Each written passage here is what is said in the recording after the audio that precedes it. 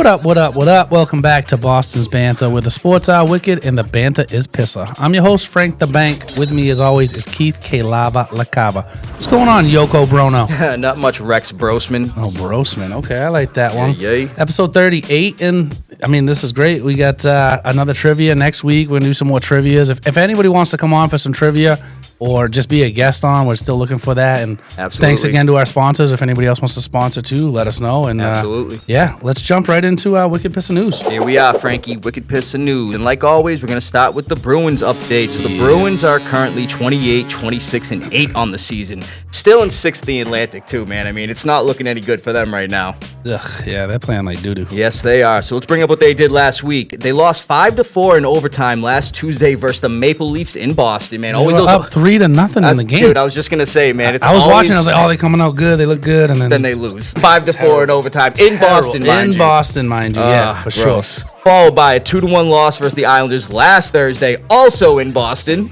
Yeah, they lost 2 home games in a row. Yep. And then a 3-2 win versus the Penguins in Pittsburgh. You know, that was good to see, obviously. Yeah. And the Penguins are a good team. That was a crazy game, too, though. They were up 2-0. Mm-hmm. Penguins score late in the third. Yep. Pull the goalie.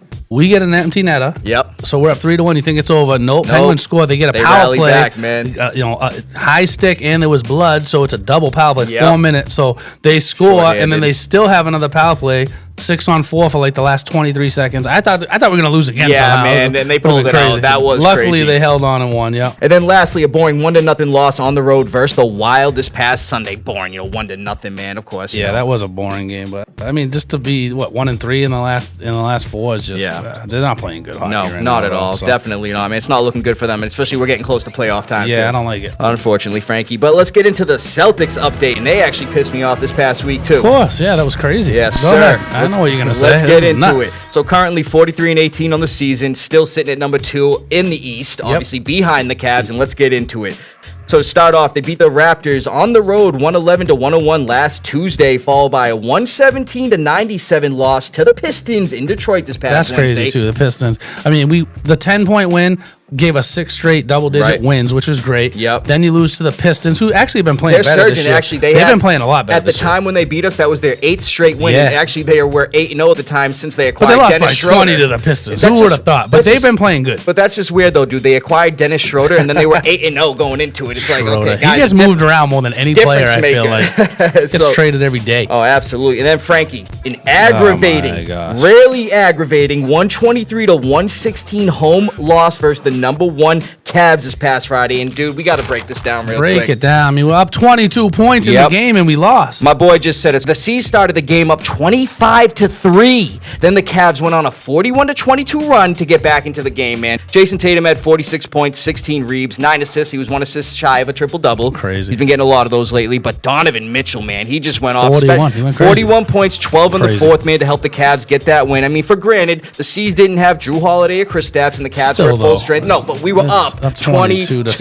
points, bro. And the thing is, 11 turnovers, 3 each by Brown and Tatum that both led the team. The leaders of your team. If you told me Brown and Tatum, between the two, Brown had 37. Yep. Tatum had 46 points. And we lose. And we lost? That probably never happened ever when these two had that over 30 or 35 each. Dude, what really gets me, though, is the difficulty maintaining these leads, bro. It's like they go on these sequences where they cannot score, and they just force it up shots, bro. Like we talked about live and die by the 3, and it really proved in this game the Cavs just rallied back, I will say, too, there was only one other player in double digits for points for the whole team, and that was Derek White. He had 16. The next highest point scorer was Pritchard, and I forget who else had 6. They had 6 points. Yeah, so I was like, no nobody bench else. Production there was no production. So then lastly, a 110-103 victory over the Nuggets in Boston. The two teams that previously won the championships and everything.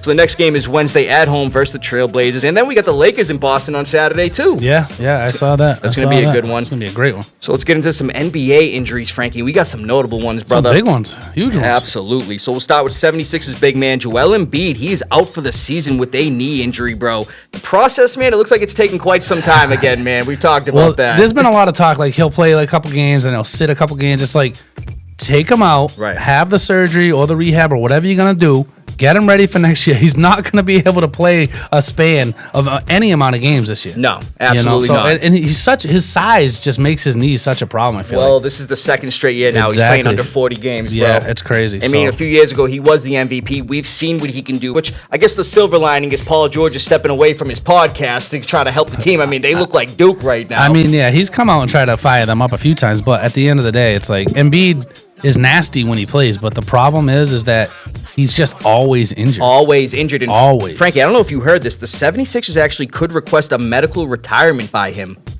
Depending on if he doesn't play next season.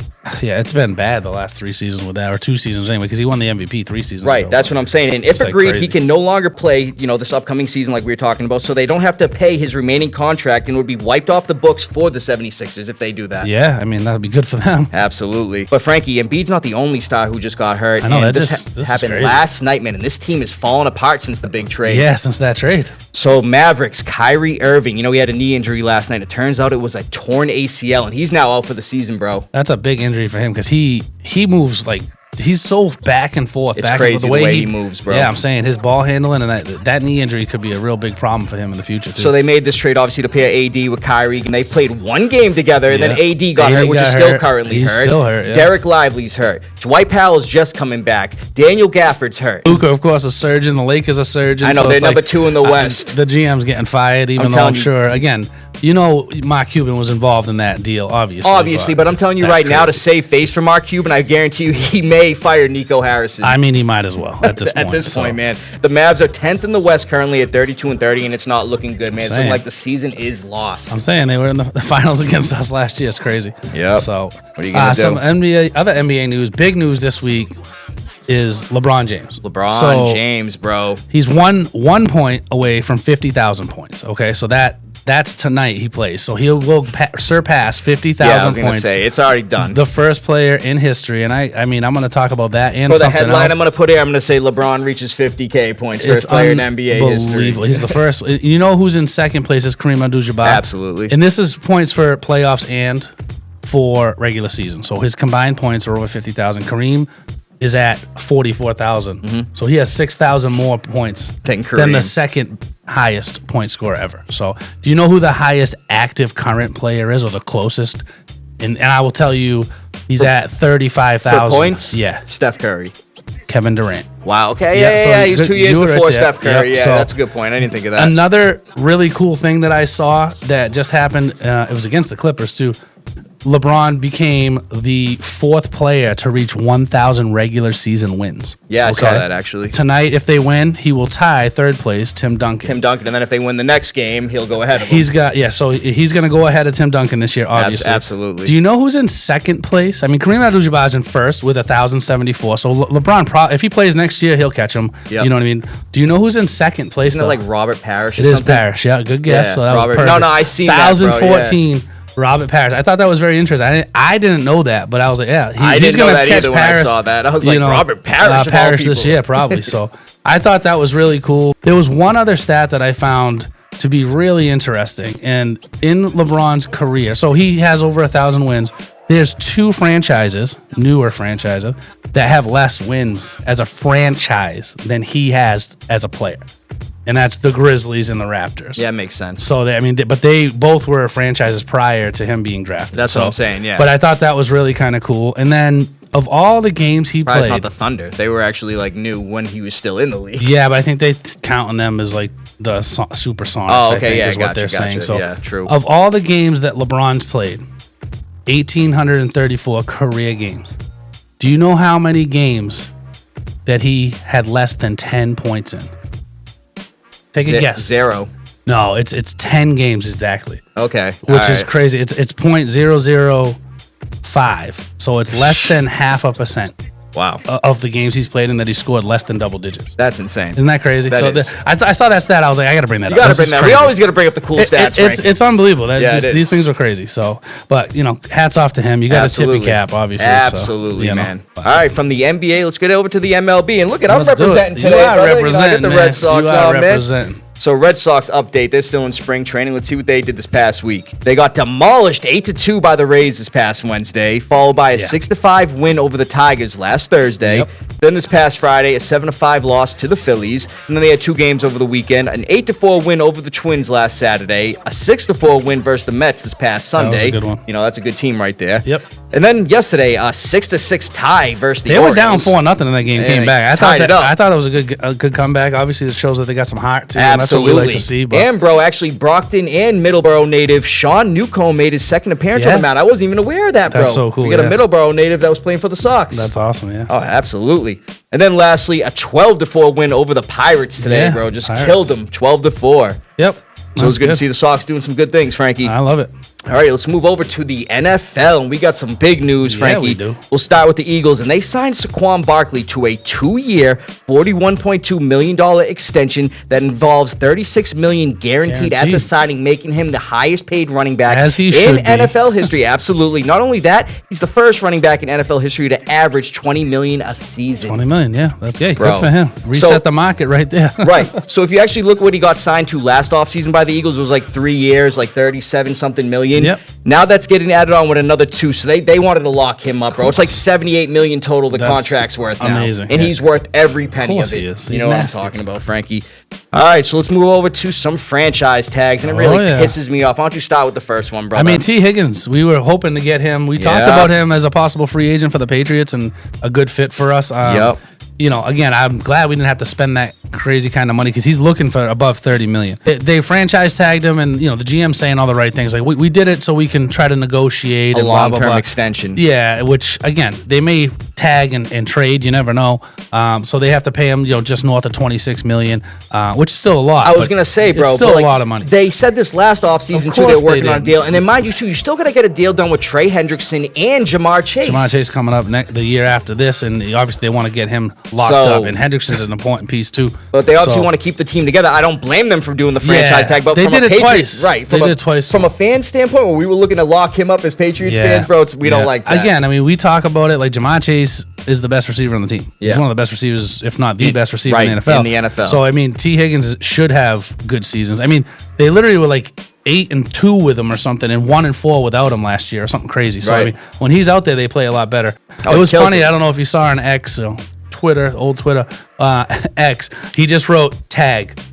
I saw that. That's what his post was, tag. So everyone knew that he got tagged. Yeah, he actually announced it himself. You're right. So it was kind of crazy. All right, let's move over to another big franchise tag. And the Chiefs, man, you can't blame them, man. They're franchise tagging their Pro Bowl guard, Trey Smith, another guy the Patriots were actually interested in, supposedly. Yeah. So it's a 1-year, $23.4 million deal on the tag, man. That's another one, dude. They're trying to get him a big deal and everything. They got some guys they got to pay. And mind you, where they sit with the cap right now, they got nothing, bro. So they had to make this move. Yep. Another top free agent's gone for the Patriots, bro. And, dude, I honestly was really hoping, because think about it, man. We need a guard. I mean, Cole Strange is not the answer right now. And moving Michael Onwenu from tackle to guard is not the answer either. They definitely need something. They're going to have to do it in the draft, possibly, if we don't get, like, a Hunter or somebody. But, Frankie, I just want to bring up this interesting stat. So he's arguably one of the best guards in the league. I mean, he could even be the best guard in the league.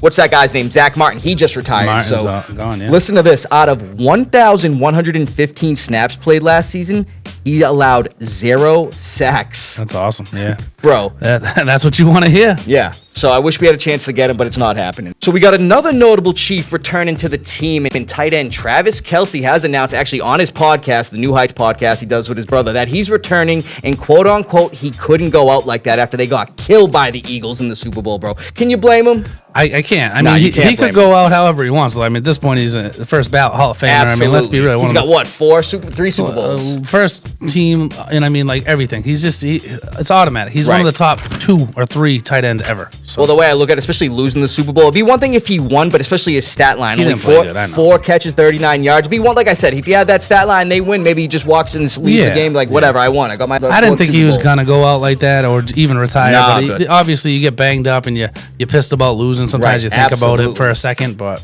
I mean, you can't blame him, like I said, man. So he's back with the Chiefs. They got their tight end, man, but they got a lot of free agents, which we'll be getting into later. Oh, yeah.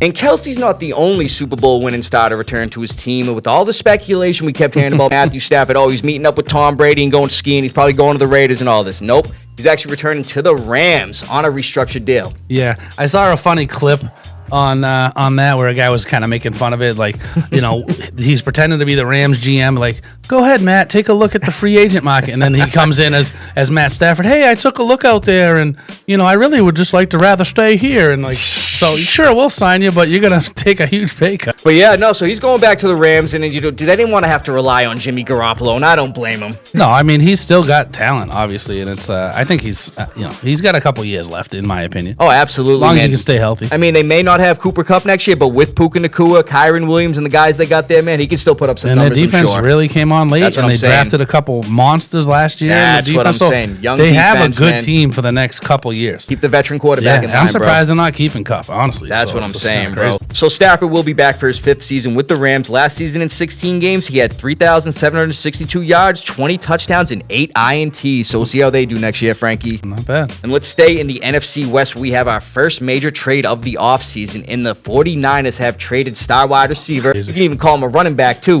Deebo Samuel to the Commanders. And I'm going to tell you right now, bro, that's an A-plus move for the Commanders right there. It's huge. For a 5th-round pick. I mean, they're going to have to, Deebo wants a new contract, obviously, too. So, I mean, they're going to have to pay him to keep him. But they can afford it. I'm saying they got plenty of cap space. It's funny you say that, though, Frankie, because they got their guy, Jaden Daniels. He's a rookie still on the rookie deal. So, like, you talked about the finances, bro. They can extend him. Of course. And mind you, too, what does Washington need, bro? They lacked last season. They didn't have a guy to complement Terry McLaurin. I mean, he was the only receiver they had. Mind you, went over 1,000. Nobody else was close to him. They were like 25th in yards after contact for receivers, or 24th. Deebo was number 1 in the NFL. That's what for I'm yards saying. after contact. 9.1 yards after contact, or 8.1. It's up there. He was number 1 in the NFL. That's an A-plus move for them. It's a great move for them. Obviously, the 49ers were 6-11, and his numbers didn't look too good. But the season before, he had over 1,000 scrimmage yards, and then he had nearly over 1,800 scrimmage yards in 2021. He's a good player. We've seen what he can do, man. It's a great move by them.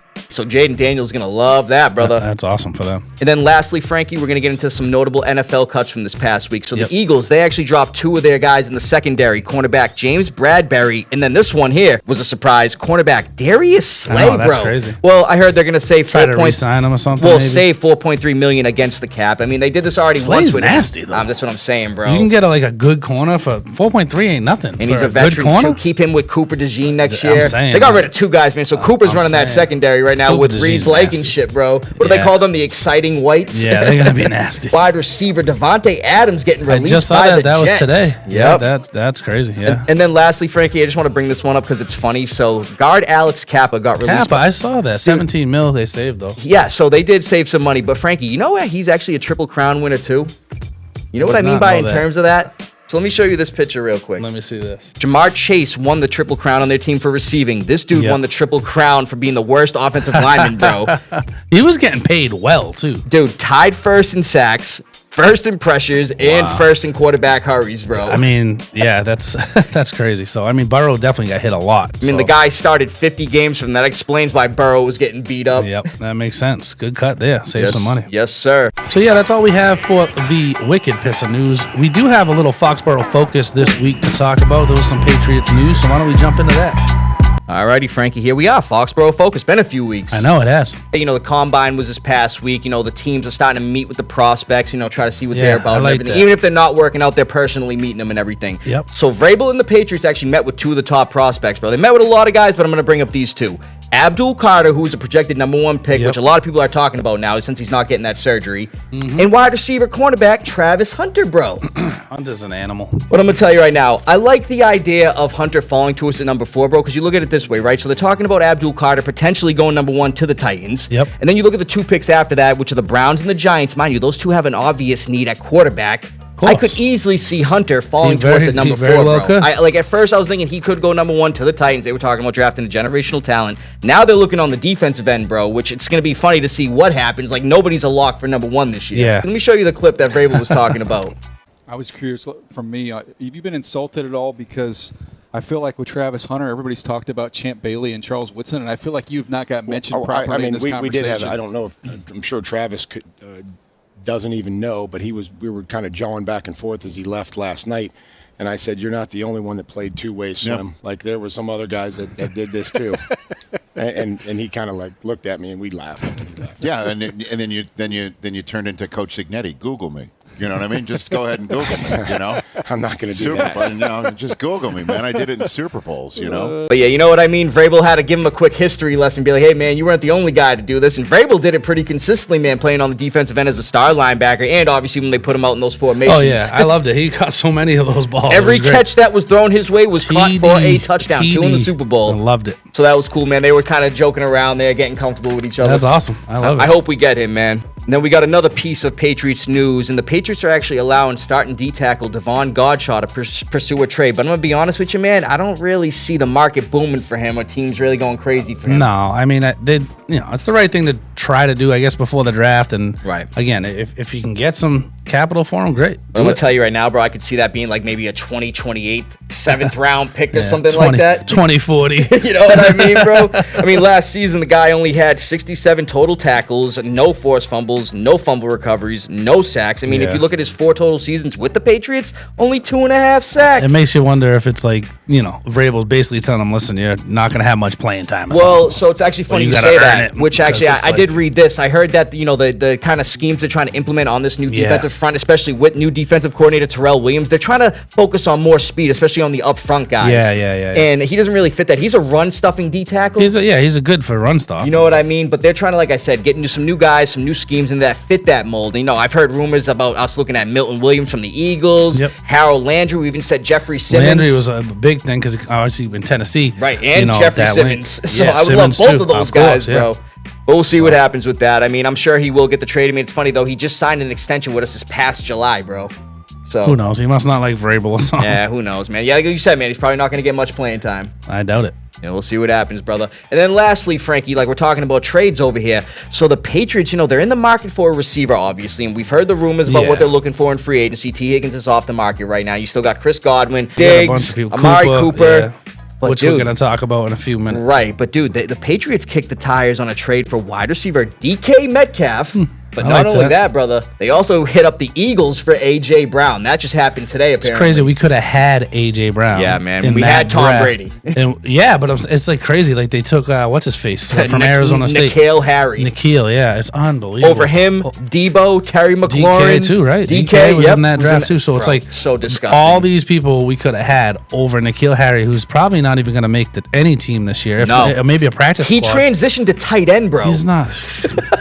One of the worst draft picks ever. Absolutely. Let's be real. You had that many talented guys in front of him that could have got hit. There were memes about DK Metcalf in the combine for how big and jacked he was. He came in looking like he was cut. He was like a 0% body fat guy. He was crazy. So I'm telling you right now, man, who knows what the Eagles are going to do? I feel like they're going to keep A.J. Brown, but it's cool to hear that the Patriots are being aggressive, like Vrabel said, in contacting these teams for these side receivers. I like it. We'll see what happens, brother. So yeah, that's all we got for a quick Foxborough focus. Why don't we jump into a lava round? Here we are, Frankie. Free agent wideouts. Let's do it. Yes, sir. We're back with the lava round, and like we've been doing the past few weeks, the early free agency predictions for the quarterbacks, the running backs. Now this week, we're going to get into the wide receivers. I like it. And Frankie, we're going to start with number 1, Stephon Diggs. And where do you think he's going? I mean, there's some talk about him going to the Cowboys. I mean, I like Cowboys. I like him re-signing with the Texans too, but Steelers, Chiefs possibly. I mean, there's a lot of, even us. I mean, we need a wide receiver, but 31 years old, coming off a bad knee injury. Yep. It's like if you have that 1 year sweetheart deal, like prove it deal, maybe you get him cheap. So I mean, Cowboys don't have a lot of cap space at all. Absolutely. I mean, that would be a landing spot. And again, Jerry Jones likes some of the big names and some of the big personalities. Diggs got both of those. He's a big name and he's a big personality. Bro. So why not? So I'm going to agree with you there, Frankie, and I'm going to say the Cowboys as well. So Dallas, like you were talking about in the finances, bro, the 25th in the terms of the cap, and he's coming off of that injury, and especially at his age, like you said, maybe you get that 1 year discount deal. Yep. And mind you, like you talked about, Jerry Jones always wanted to bring in those big talents and everything. Not only that, he's familiar with somebody on that team, and his brother, Trevin Diggs, is on the team as well. I mean, that would be a perfect fit for him. I mean, CeeDee Lamb gets a little bit of coverage off him. That's what I'm saying. Diggs was having a great season until he got hurt. That's what he was starting out. The first game with the Texans, 2 touchdowns in his first game. Texans look good. He looked good on the Texans. It relieved Nico of some coverage. It was like, he fits in great. And again, he's going to be cheaper being 31 and coming off a bad injury. And like you said, you need that number 2 next to CeeDee Lamb. But CeeDee Lamb, Trevin Diggs isn't the only guy he'll be familiar with on the team. Actually, his OC from the Bills, Ken Dorsey, is now on the Cowboys as well. I mean, it's a good fit, honestly. That's what I'm saying. So I could see that, Frankie. Number 2, we got Chris Godwin, Frankie. Where could you see him going? I love Chris Godwin. I mean, he's coming off a dislocated ankle. He's 29 years old. Texans, Raiders. I could see him on the Bills. I mean, Amari Cooper's didn't do much. He's going to be a free agent. So the Bills have Shakir in the slot, but I feel like having another slot guy like Chris Godwin can't hurt. So, I mean, I know they're going to be looking for somebody this season. I mean, Chris Godwin, great control, ball control guy, great slot receiver. I would love to see him on the Pats, but he could very well end up back with the Bucs too, So I'm actually going to say the Bucs, Frankie. So Bucs are lower in the league in terms of the cap. They don't got much either like the Cowboys, so not a lot of spending room there. Considering he suffered a bad ankle injury back in week 7 of the NFL season, that forced him to miss the rest of the year, obviously. He was killing it, bro. You had him on your fantasy team, He's dude. the only guy drafted in all 3 of my leagues. He was the only one. So they could seemingly get him back on a 1-year team-friendly deal to come back. You just got banged up. Let's see how you're doing and everything before they stop paying you the bag and going crazy. Obviously, that's an ankle injury for a wide receiver. He's 29 years old, so it's not like he's young. But that's an ankle injury for a wide receiver. Not saying he's done, but we've seen that slow down a lot of guys' careers, obviously. Right before he got hurt, Frankie, he had 50 receptions for 576 receiving yards and 5 touchdowns, bro. Crazy. He got hurt in week 7. Their coordinator loves to use the slot guy. They said it before the season. That's why I drafted him. I don't know what he's going to come back at. I mean, that ankle, obviously, that's how you make your turns, you make your cuts, slant routes, blah, blah, blah. And it could very well affect his career. But the dude had 6 or more catches, 6 of the 7 games he played.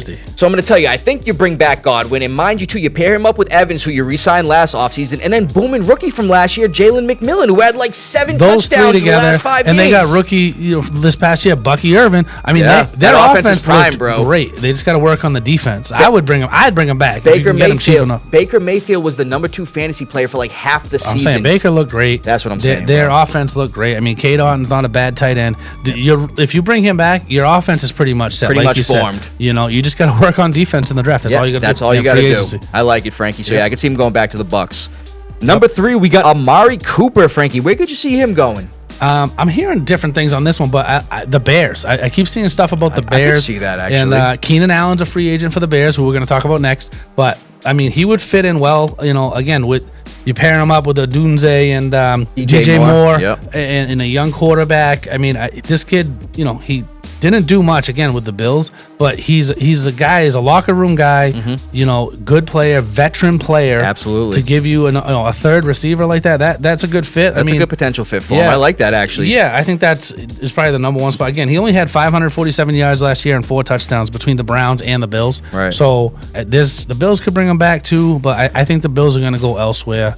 But yeah, I think the Bears is a good spot. But my guy's only 1 year removed from a 77 reception, 1,250 yard, 5 touchdown season. But Frankie, you know where I could see him going? I could see him going to the Patriots. I would love it, yeah. So the Patriots, we've talked about it every episode so far with this free agency. They got the most cap space in the NFL at nearly $128 million. And at almost 31 years old, he's not the same receiver he once was. But the Patriots were dead last in passing offense last year. So I'm going to tell you, regardless of what his stats were last year, he's going to be an immediate boost for our wide receiver room if we were to sign him. Mind you, like you said, some veteran leadership. He's a locker room guy, which we need in there. Yeah. And we need receivers. He's a veteran, too. And he could provide for any wide receiver needed team, in my opinion. I like it. I mean, he very well could end up with the Pats. I hope the Pats sign a couple of these guys, honestly. Well, especially if the Patriots trade for Cooper Kupp, too, man. You'd have Amari Cooper Kupp. That'd be a cool name right there. You know what I mean? Amari Cooper Kupp, man. I think it's great. So I like him in New England.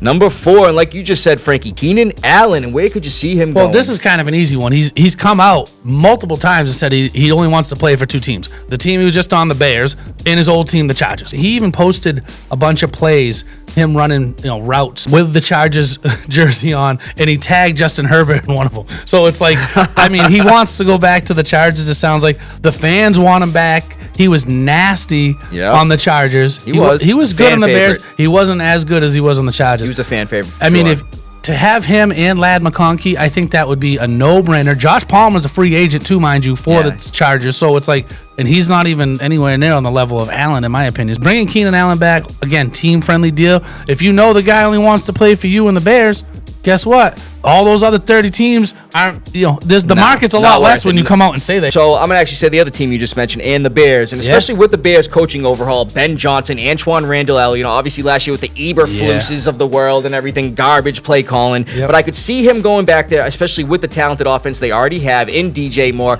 Roma Dunze, Caleb Williams. He's going to be a good quarterback next year, I think, especially with the running back situation. DeAndre Swift, and like I said last week, especially if they get Nick Chubb. But the Bears have the third most cap space in the NFL, and obviously under new head coach, offensive guru Ben Johnson, they want to improve that 31st ranked pass offense, and he had 70 catches for them last year for 744 yards and 7 touchdowns. So honestly, I just see him going back to the Bears, try to see what else they can do. And mind you, it's a whole new coaching staff. If he likes the coaching staff, if he likes what they're about, if they think they can make the playoffs. The Chargers made the playoffs. Nobody even thought the Chargers would be that good, and he likes what Jim Harbaugh's doing. And I feel like he's been injured a few times. He's got a lot of reps over the years. He's not like young, but he's not super old. But at the same time, it's like the Chargers are going to be running the ball. You're not going to have to be out there as much on a team that's like pass heavy. Right. So that could be it's one of those two teams. They both make great sense for him. Absolutely, Frankie. So number 5, we got a 2-for-1, and we got 2 Chiefs free agent receivers, and we got DeAndre Hopkins and Marquise Brown.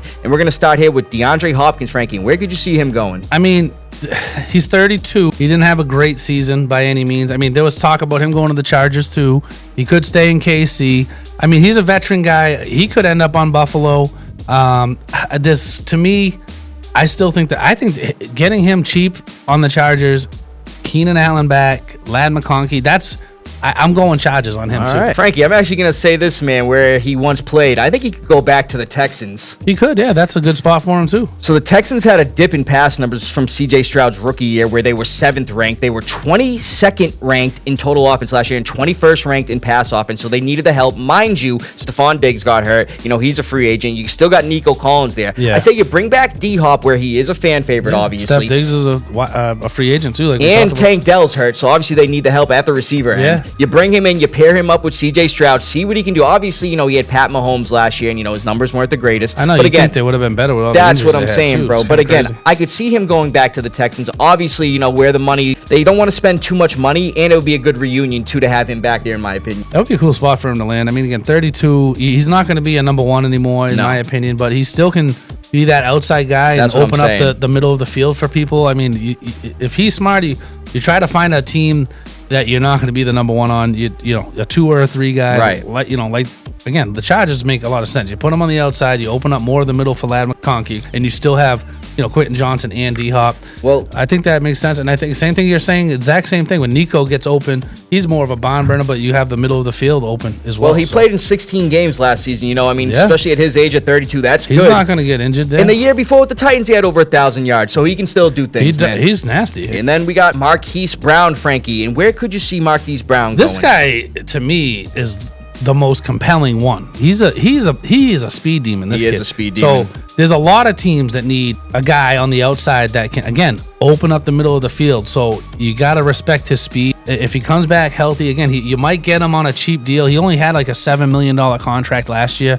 The Bills need a guy like that will really help Shakira, really help Josh Allen. To me, that's something I think the Bills really should look into getting somebody like him. So I could see Marquise Brown going back to the Chiefs. I'm going to explain why. So after signing a 1-year deal with the Chiefs last offseason, he suffered a sternoclavicular injury. And for those that don't know what that is, like myself, it's a collarbone injury that landed him on IR. He didn't look like he was going to play at all in the season. And he actually played in 2 regular season games, did nothing. He played had 9 catches, 91 yards, 0 touchdowns. Yeah. Only 5 catches in all the playoffs. So he did nothing. But the Chiefs, they got nothing in cap space. So I say they go out, they bring him back on a friendly 1-year deal, see what he can do actually playing in a full season, hopefully staying healthy. I just think that's the only option for the Chiefs right now, to be honest with you. The Chiefs could do that. When Rashee Rice comes back for the Chiefs, he's still on his rookie deal. Potential suspension, too, with him, man. Yeah, again, I don't think it's going to be more than 4 games, maybe 6. Still, though, if you don't got D-Hop, and you got Worthy. Worthy's still there, too. Kelsey's back. So, you definitely need one more guy. So, whether it's D-Hop or Hollywood Brown or Marquez Valdez-Scantling, bring him back. He's out there, too. He's another barn burner. Right. But at the end of the day, I think they do need one other guy. I think we talked about that a little bit last week, too. So yeah, and he fits the scheme in Kansas City, too, man. Like you said, speed demon.